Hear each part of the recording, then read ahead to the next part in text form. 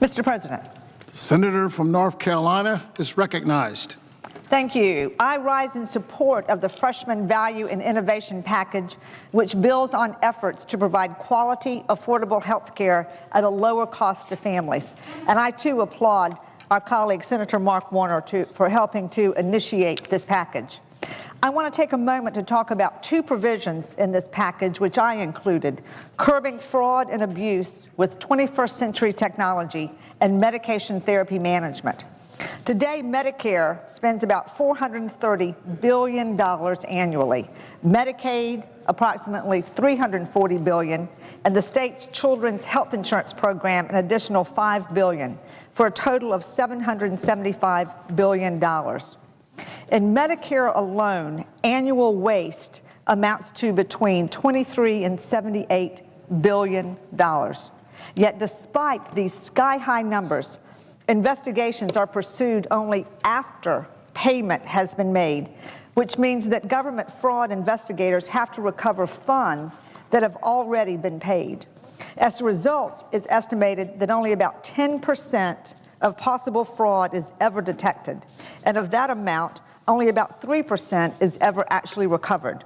This means the government recovers at best about $130 million in Medicare waste, fraud, and abuse. When estimates are between 23 and 78 billion, we're only recovering 130 million. Doctor shopping is an example that was profiled in a recent USA Today news article and GAO report. This involves a patient receiving multiple prescriptions from numerous doctors in a short period of time without getting caught. And each of the claims gets paid by Medicare, Medicaid, or even private health insurers. But current technology exists today to assess in real time if a claim warrants further investigation, and this technology will prevent fraudulent claims from being paid on the front end.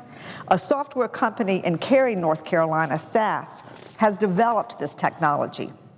So this amendment will require the Department of Health and Human Services to put in place systems that will detect patterns of fraud and abuse before any money leaves our federal coffers. Another source of waste in the system is people not sticking to their medication regimen. As much as 1/2 of all patients in our country do not follow their doctor's orders regarding their medications. The New England Healthcare Institute estimates that the overall cost of people not following directions is as much as $290 billion per year.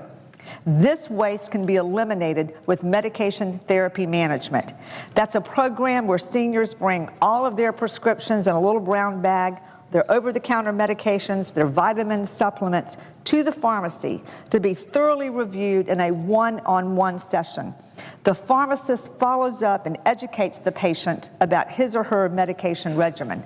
North Carolina has some successful medication therapy management programs already in place.